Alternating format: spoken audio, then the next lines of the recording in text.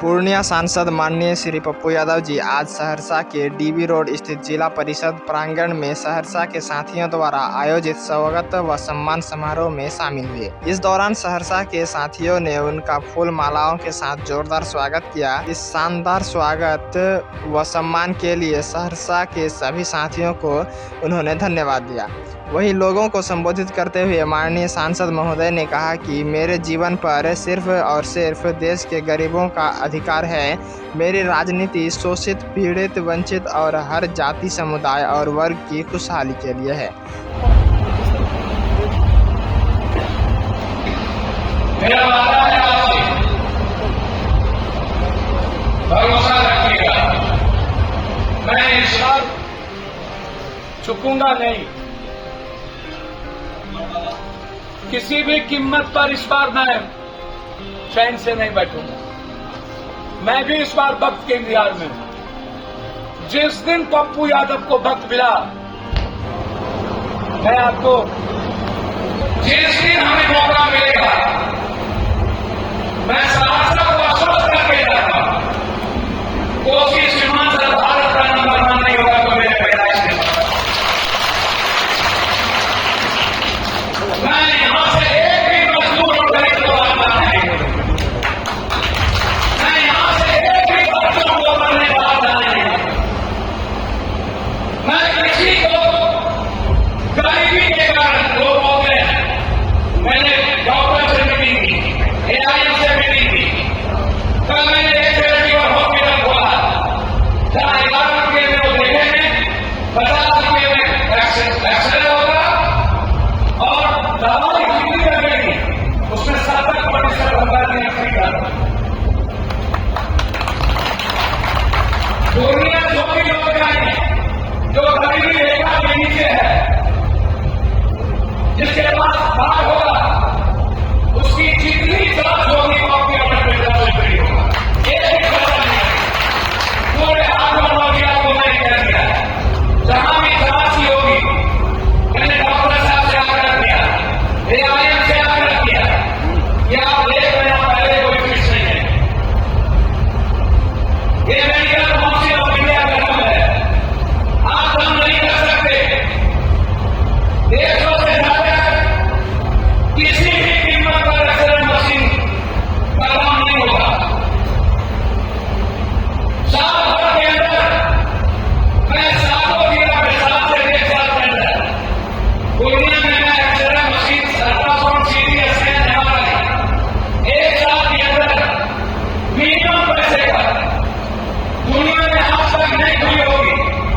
Minimum cost per कोशिश हिमाचल का सीटी स्कैन, एमआरआई, अल्ट्रासाउंड फ्री होगा। मिनिमम कॉस्ट मैक्सिमम 600 से 800 सीटी स्कैन, 1200 से 1300 एमआरआई और सीटी स्कैन 300 से 400। उससे ज्यादा एक्सरे 100 रुपया से नीचे।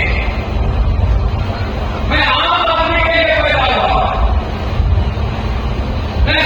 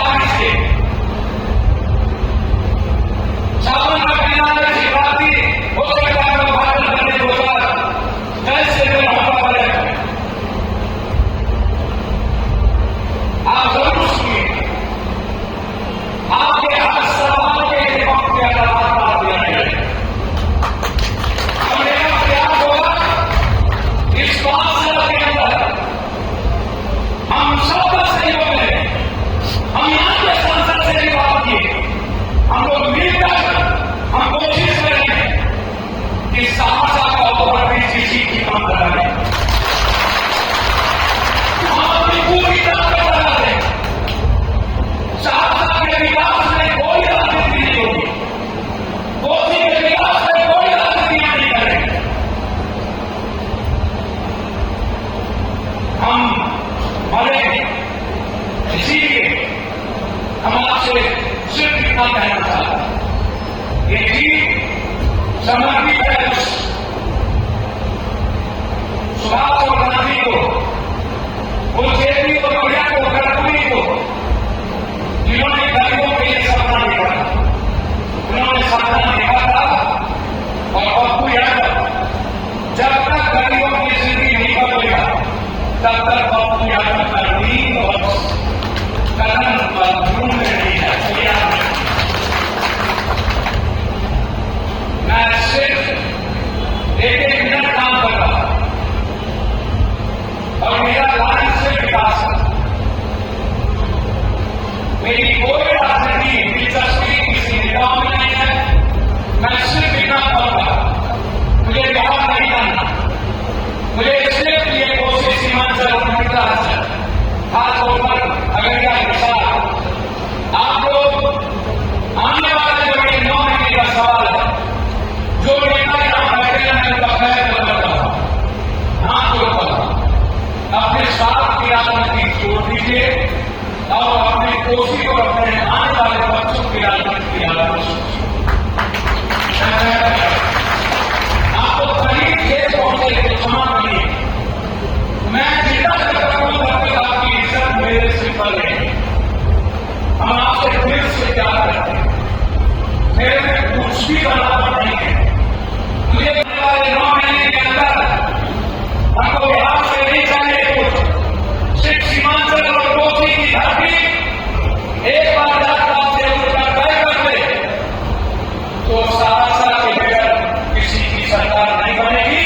ये मैं वादा करके जाता हूं।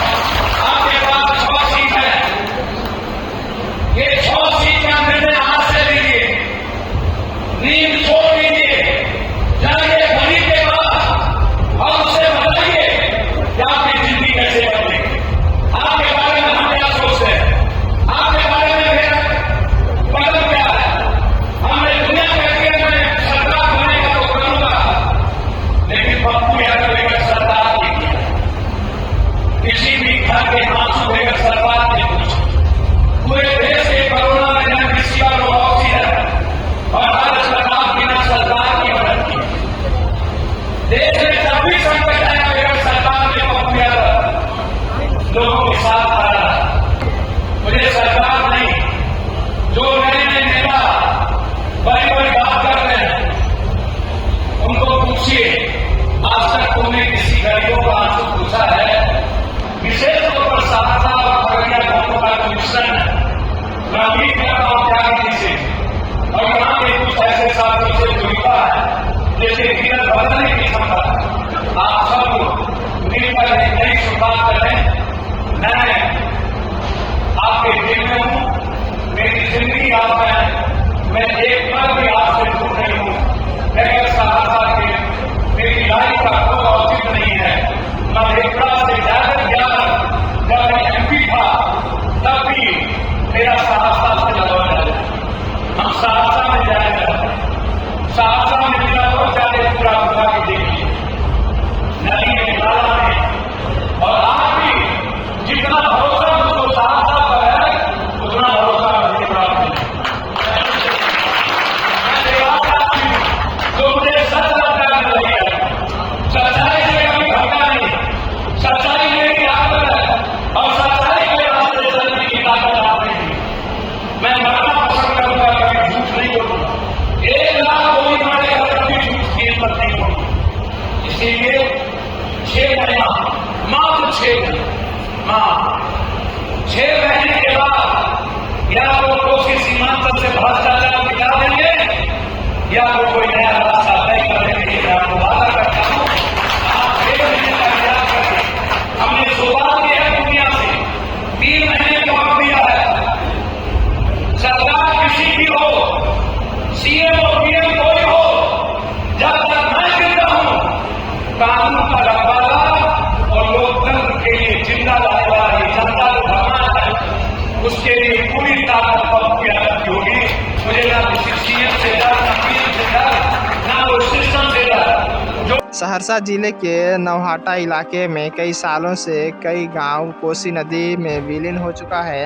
हमेशा हमारी कोशिश रही है कि नदी के कटाव की हर कीमत पर गांव और समाज को बचाया जाए। ऐसे पूर्णिया के बैसी, आमोर, रौटा और किशनगंज का कई इलाका, कटिहार का महानंदा और कोसी के इलाकों में कटाव का रूप विकसल हो जाता है। कोसी सीमांचल और मिथिलांचल का क्षेत्र जो लगभग 13 नदियों से घिरी हुई है, जिसके चलते 7 महीने हमारी ज़िंदगी तबाह हो जाती है। सरकार सिर्फ हर साल राजनीति कर लेती है और इस अवसर का फ़ायदा हमेशा ठेकेदार, माफिया और सरकारी हिटलर लोग उठाते हैं और फ्लड फाइटिंग के नाम पर यह लोग करोड़ों अरबों लूटते हैं। नमस्कार। लगातार सहरसा जिले के नौहट्टा गांव बिरजाएं, कई सालों से उस इलाके में कई गांव कोसी नदी में विलीन हो चुका है। मुझे आश्चर्य लगता है कभी कभी जब मैं सरकार और जनप्रतिनिधि के ऐसे रवैये को देखता हूं कि वो जनता के प्रति ईमानदार नहीं हो पाते। मैं पहले भी हमारी कोशिश रही कि नदी कटाव से हर कीमत पर गांव और समाज को बचाया जाए। जैसे पूर्णिया के बैसी, आमोर, रौटा, किशनगंज का कई इलाका, कटिहार का महानंदा का जो इलाका है और कोसी का जो इलाका है, इससे जब पानी कम होता है तो कटाव की स्थिति विकराल हो जाती है। कुछ दिन पहले पहली बार लगभग 42 ईयर के बाद कोसी बैरेज के 50 से ऊपर संख्या बैरेज को खोला गया। 40 साल बाद पानी के दबाव के कारण लगभग 3.5 लाख क्यूब का दबाव। आप अंदाजा कीजिए कि कोसी बांध पे कितना दबाव होगा। गाद की स्थिति वैसी ही है। हर साल हम राजनीति कर लेते हैं, सदन में गैर जिम्मेदाराना बयान दे के जनता को यह कहते हैं हम तो बोले थे, हम तो मिले थे। जनता भी समझती है कि चलो बोले तो, लेकिन आजादी के 70 साल के बाद लगभग कोसी सीमांचल और मिथिलांचल जो 13 नदियों से घिरी हुई, गंगा, गंडक, केहर, कनहर, बलान, महानंदा, कोसी से लेकर कई ऐसी नदियां जिसके चलते 7 महीना जिंदगी तबाह हो जाती।